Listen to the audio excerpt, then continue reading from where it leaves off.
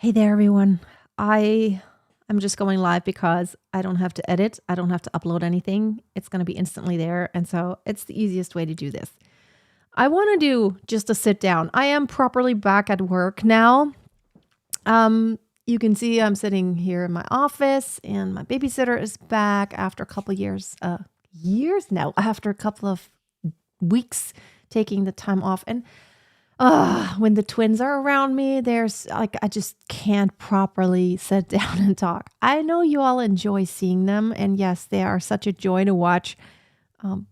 It's just amazing to have twins. It's hard sometimes, or let's just say sometimes it's just very exhausting because you never have enough arms.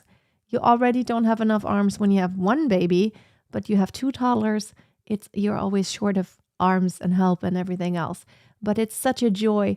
I talked about how they always fight with each other about like their toys, and one wants to do something and the other one wants to do it too. When they can't instantly get their turn, they just start screaming. No patience yet. They don't understand the concept yet of wait, later, it's your turn. I'm trying to teach them, but it's a maturity process. But again, I would never trade it for anything in the world. I'm a little tired. I don't know what's going on. They slept through the night really amazingly for a while. And then in the past few days, Emil has been waking up 2 or 3 times at night. And like, I need to come and hold him for like 5 minutes and then he'll go right back to sleep. But unless I come and hold him, and also it can't be lying down. He wants me to, it's just, that boy is so sensitive. Like, he wants me to actually hold him and I have to sit and hold him, and he wants to rest on my shoulder. I can't lie down beside him. He wants me to take him up.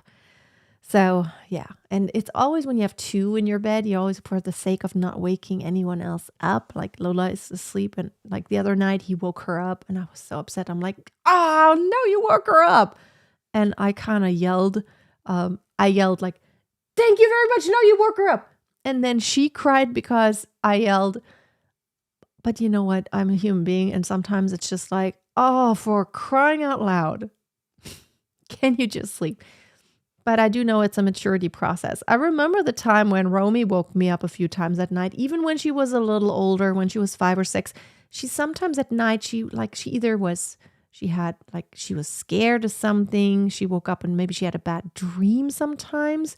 And I would have to come and comfort her and be there with her for a little while until she could go back to sleep. So all those things happen. And now she's 11 and she's now at this age where it's like, I can literally not get her out of bed anymore. And I know the time will come. One day the twins are going to be like, Mom, let me sleep. And then I'm going to be, this is going to be amazing days when I can be the one. It's like, I'm an early bird actually. So I enjoy being up before everyone and doing things like in the kitchen and getting things ready, making something yummy for breakfast. If it's the weekend, like something, like cleaning. Those days will come back. And you know what? I know then I will look back at this time and I'm going to be like, oh my goodness, when they were so little, it was precious. And there's always, it's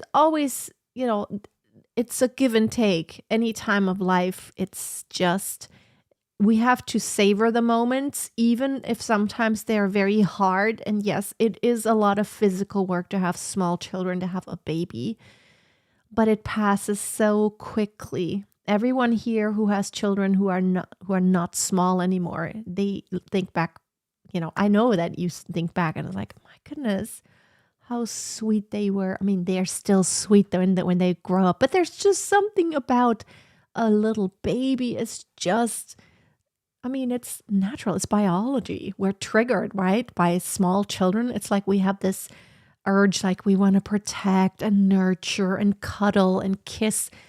I don't understand how someone could not constantly want to cuddle and kiss little babies and even children. Like, I don't understand how. I want to cuddle them all day long. Maybe this is going to be a little bit of a longer chat because there's a lot going on in my head. Now, this is Monday when I'm recording this right now. And I watched, I don't really watch too much, but I listen to a lot of videos and podcasts on YouTube. I put on my earphones whenever I can, and then I learn something. But this past weekend, I don't know. You get you go on YouTube and you have all these suggested videos. It's horrible, actually. On the one hand, it's good because there are great suggestions. Sometimes I learn a lot. I'm like, ooh, that was very interesting. And I would have probably not searched for that. That was important to know. But sometimes there are videos that are suggested and I don't know why I click on them. It's like, why do I want to watch this? I don't know. Recently, even on TikTok and on YouTube, there have been these videos suggested that are like horrible. I mean, not the videos horrible, but what the video is about. Like on TikTok, there were some videos about, I don't know why I want to watch that. Like, please don't show me that. I follow a bunch of people who have like small children and twins and even triplets and quadruplets because I think it's fascinating. It motivates me because when I know these people have quadruples and they're making it somehow, I'm like, I can totally do it with the twins. I can totally do it. But there was this video shown where obviously, like, I out of context because I hadn't followed these people, but like the baby had just passed away and they were like, the mother was in the hospital holding the baby and they were like, the dad was like doing a eulogy. It was just hard. I'm like, why am I watching this? Why is this suggested? And I'm like, I don't want to think about this. And it's horrible. And then on YouTube, this is why I'm talking about this today. And then I'm going to get into all the things about my body and all the things that are going on about the embryo transfer that I'm planning and all the stuff. So on YouTube, there was this video suggested about 8 passengers. Now, I don't know if you're familiar with the story, but I mean, they're like, I remember it was a big YouTube channel, like this family vlogging channel where, they had 6 children, therefore 8 passengers, 6 children plus the parents. And I remember actually watching a few of their videos a few years back. I kind of very vaguely remember that. I remember they had like a big house, but I also remember, hold on, someone's calling me. No, not taking this call.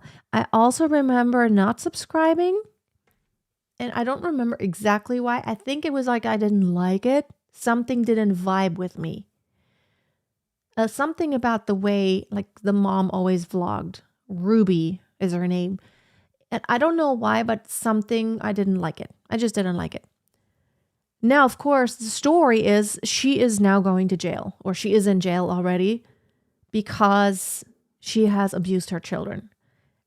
And they were talking about this. It was like this, I don't know, justice and crime channel. And they were talking about the whole story. And it really made me think. There have been a few cases already of family vloggers who, I don't know, it's not like it seems. But with this case, with this family, a lot of people had already called CPS, Child Protective Services, on them because they saw that obviously something was not right. And there was someone who made a video who's like, all those clips, the channel has been deleted, but a lot of videos have been saved. Like, people saved the videos of the vlogging, and I could not believe what I was seeing. Like, all these things that this mom did. It's unbelievable. You have to watch it for yourself, and I'm not going to go into it, but it's just insane. Like she did not give her children food, and the worst thing, like, I could not believe this. I almost cried. When her children were sick, when one child was sick, like with, the stomach flu, she would make them sleep in the bathroom on the tile floor on towels so they would not mess up the bed. I have no words. She like one scene, it was Christmas and she's like, normally I don't give she was always talking to her audience. She was always worried about like, oh, I think the audience doesn't know this. And like, she said to the children, I normally don't give knives. I gave it away. I don't normally give Christmas gifts, but this year I wanted to. Like, first of all, you don't give your children Christmas gifts. Okay, you could be a minimalist family and just have that philosophy. for me, it's like, I don't want anything, but like, even if I'm a minimalist, my children, they're going to have something, right? Because all their friends have gifts. That's something to be, everyone can decide for themselves. But here it goes. She gave every child a knife, not a little knife, like a knife. And then she said something along the lines of, well, because like we have like apparently like a pond or something. There's like big fish back there behind our backyard.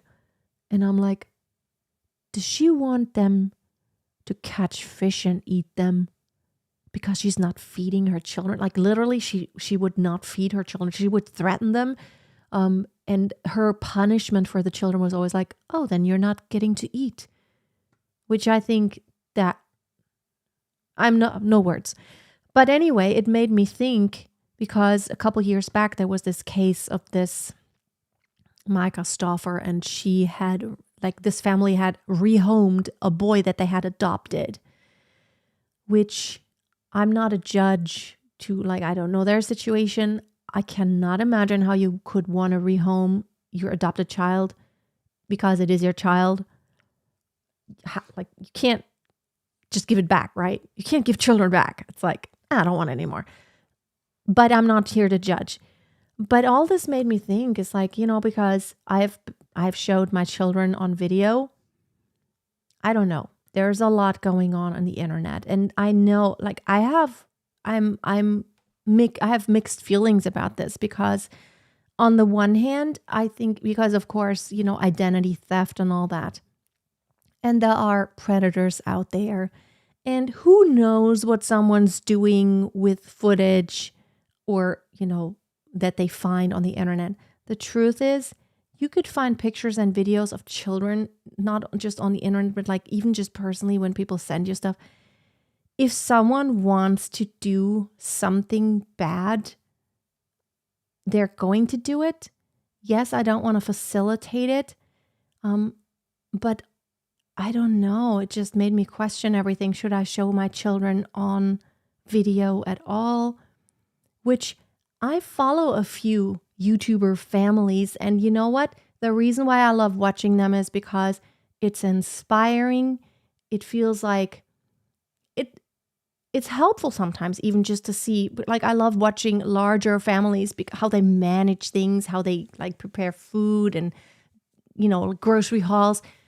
It's fun to watch because it's also helpful to kind of see like, oh, they can make it, so I can make it.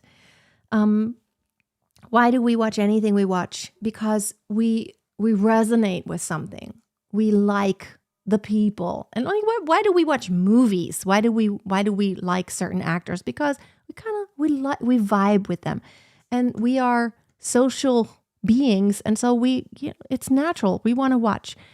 I don't like watching anything negative. I don't really like watching, like reality shows where they show like Big Brother stuff. That is, to me, that is insane, because there's a limit, like how private can you get with someone, and that's not okay. That's just my opinion. But I'm just questioning it. It's like, should I show my children on video? And then everything I do is like, after hearing this Ruby Frankie case, I just cannot believe it. It just makes you think like, my goodness, there's a lot going on. And like, I've learned this over the years, even about all my neighbors. All my neighbors, they all seemed like they were the perfect family and the perfect marriage and the perfect couple. Now they're all divorced. So it only shows you, because I was always the single one here. And I always watched all the neighbors around me, and they're like doing the yard together and doing like all the things together. And I'm like, I'm the only schmuck who's doing everything by herself. But then now they're all divorced. So I'm grateful, because I didn't have all that drama. I did not have all that drama like they had to go through. And just my neighbor, I just saw her walk in her house. Like, I'm looking out this window right now. She has to go back to work now. She has raised 3 children that they had together, and he moved out a couple months ago after having separated in the summer. And her life is like, I mean, she'll live, but it's like, What you see on the outside, don't go by it. Even when you watch me, like, of course, when you turn on the camera, you are filtered to some extent.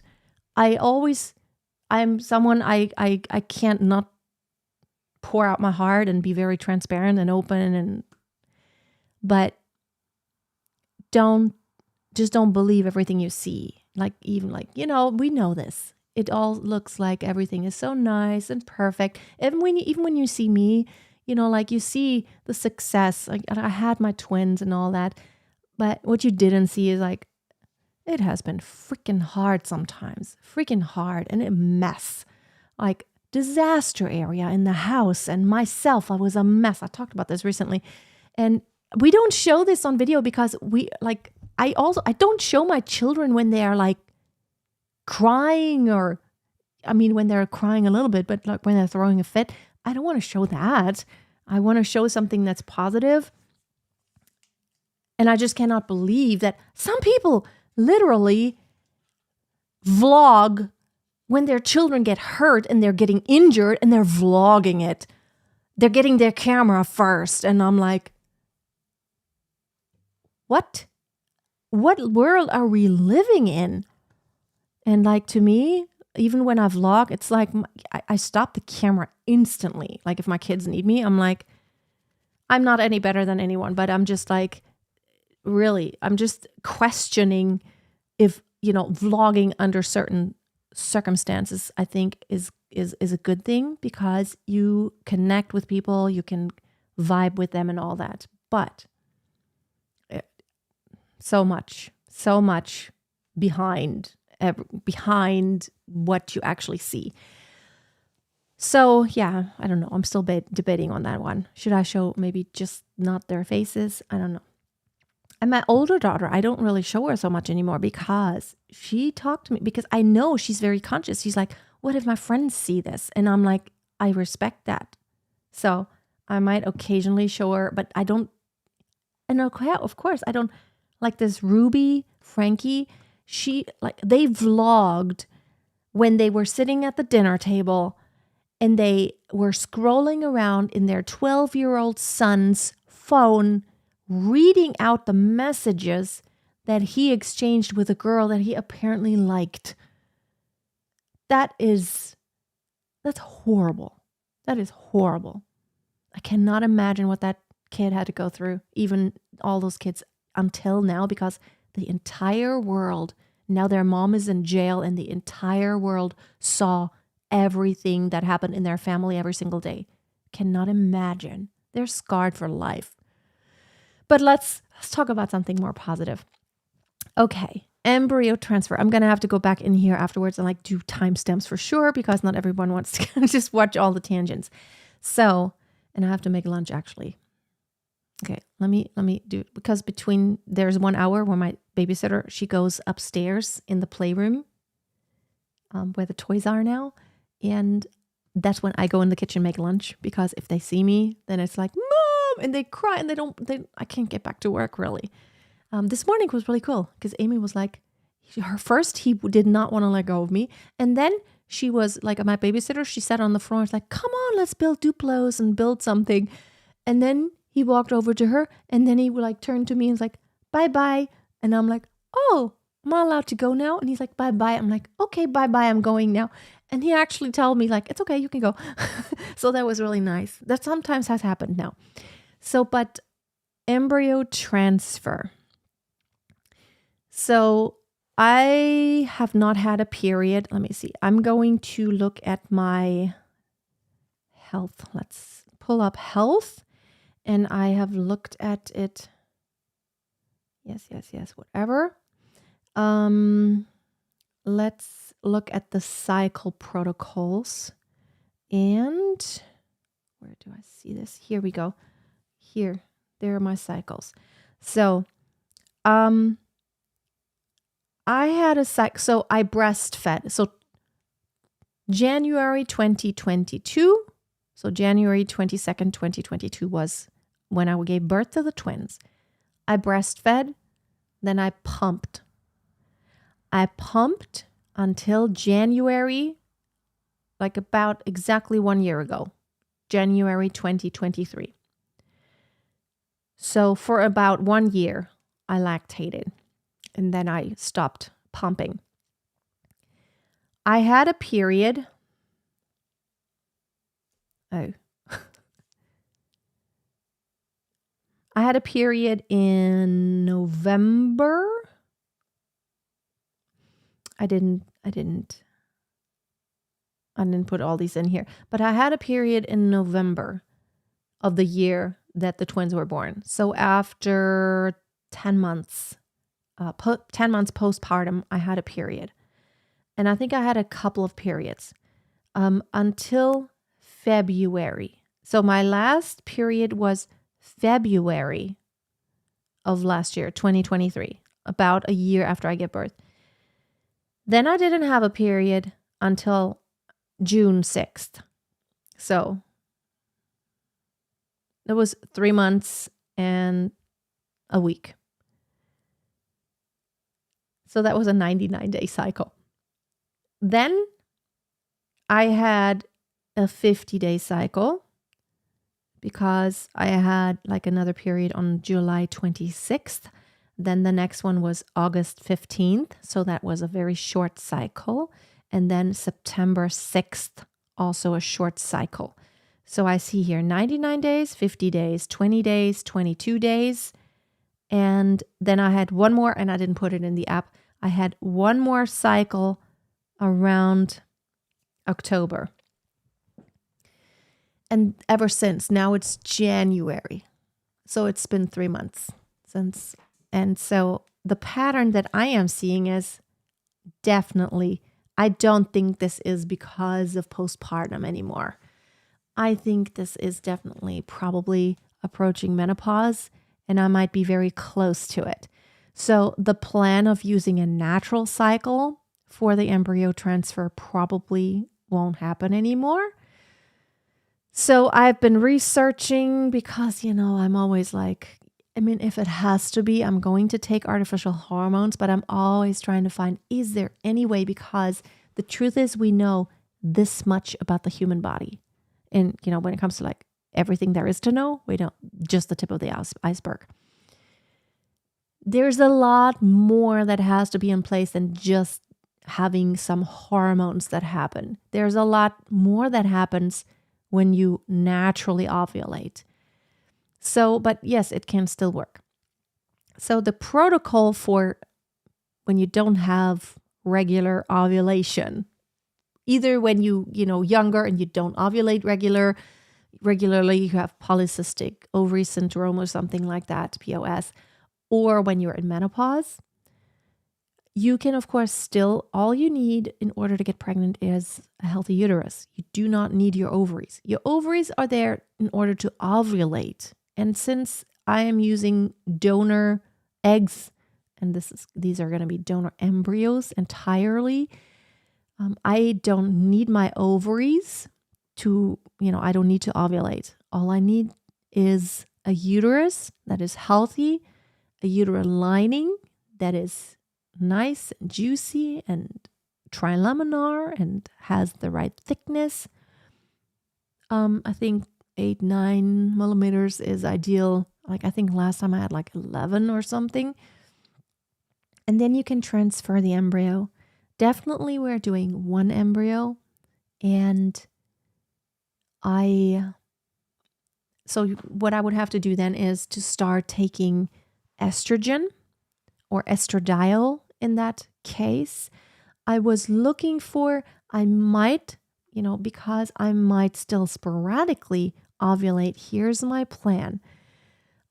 I actually want to go back to my, like Chinese traditional practitioner and have some sessions of acupuncture, first of all. And then also maybe try a few herbs. I am taking some supplements now. I'm going to try to remember and tell you what it is and why I'm doing this. So obviously I am approaching menopause. I'm turning 50 this May. Yes, I know there are a lot of these like, should I even do this? Am I too old? Is it going to age me to try to have another pregnancy? Like I know, like I know that even a singleton pregnancy is not easier than a twin pregnancy at this time because I also have 2 small children to run after. But I'm still looking into, I might still spontaneously ovulate. And if we do some close monitoring, even if it's not a regular ovulation, all we need is one time of ovulation and a good uterine lining. That's all we need. So I'm going to try that route of, because it can never hurt, to try to do anything that's good for your body, right? So I'm trying to do all the things that are good for my body, among which are also stress reduction.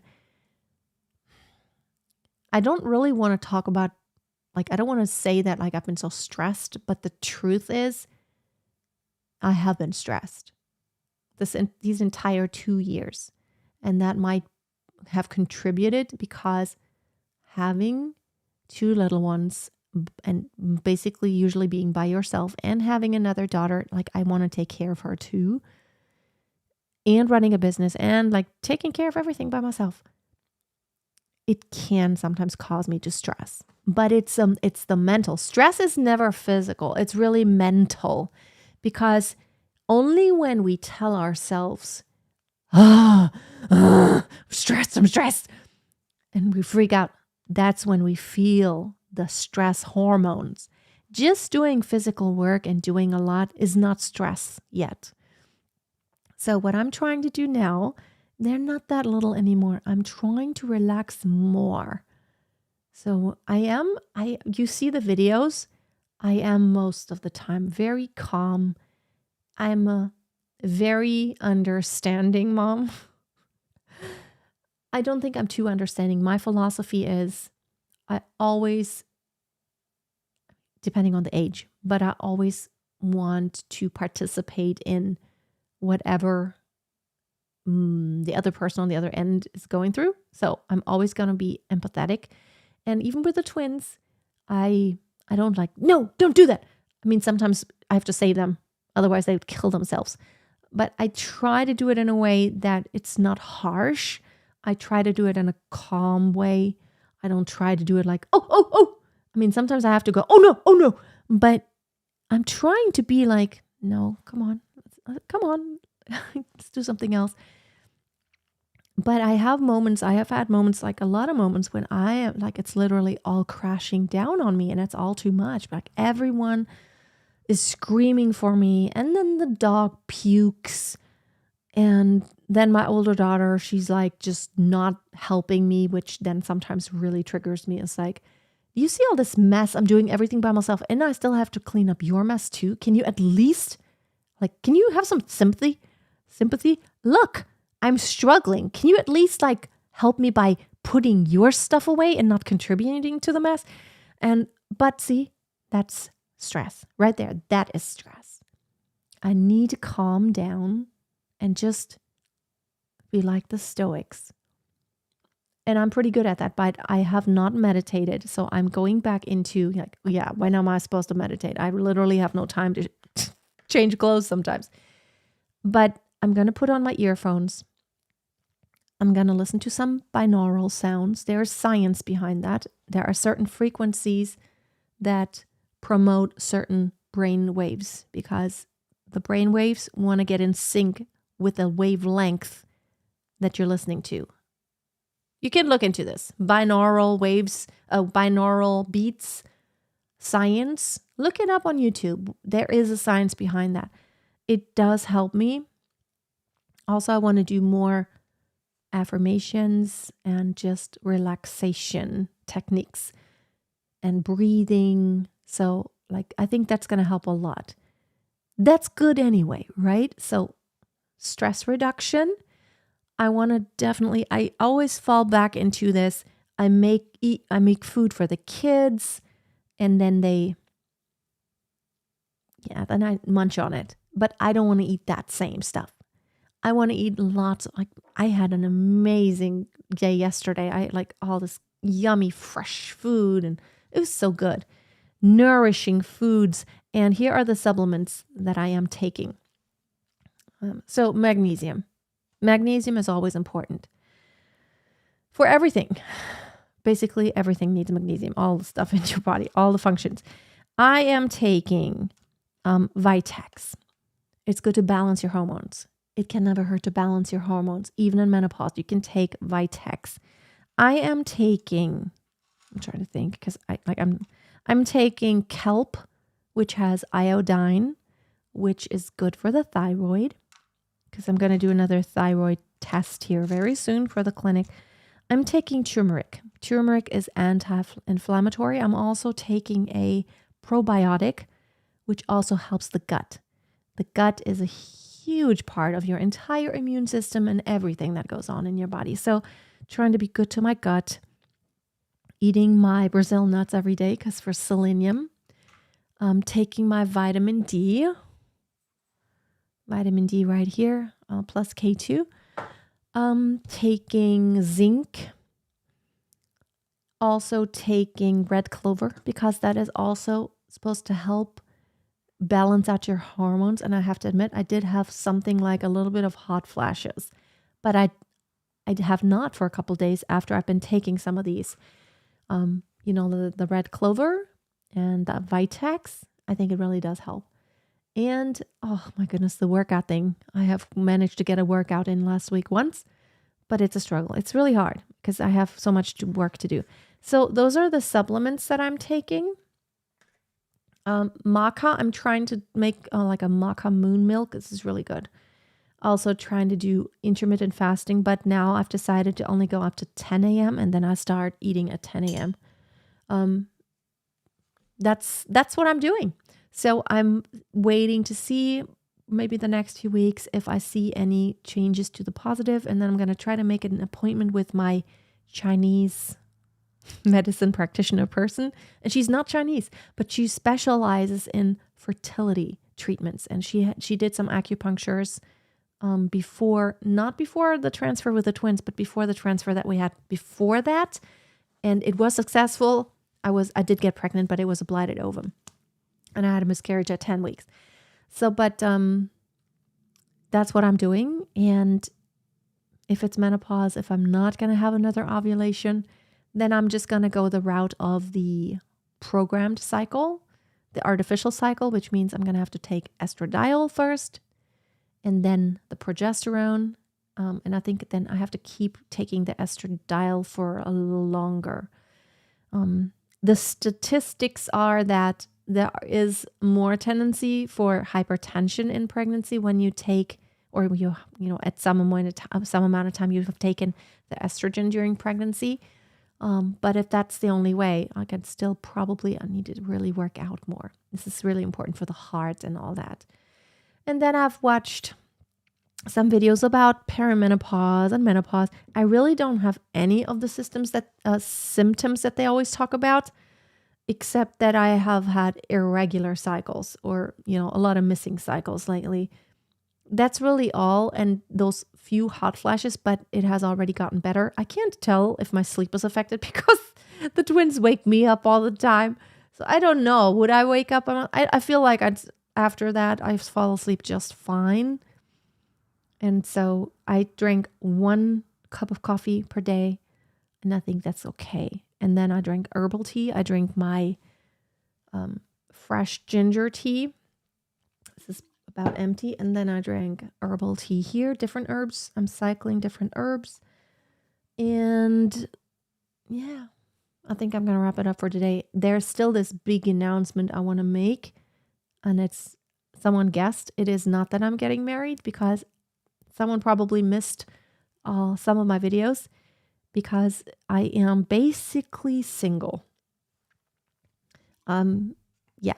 So no, I'm not getting married, and no one else is moving in with me unless it's going to be another child that, another baby that I give birth to. That's the only person that's going to move in that I know of at this time. Okay, I'm going to wrap it up because I need to make lunch now. Thank you so much for watching, and I will vlog. I will maybe, I don't know. I would love to hear your opinions about this vlogging thing. There's always a pro and con for everything. But have a great day and we'll talk later. Bye bye.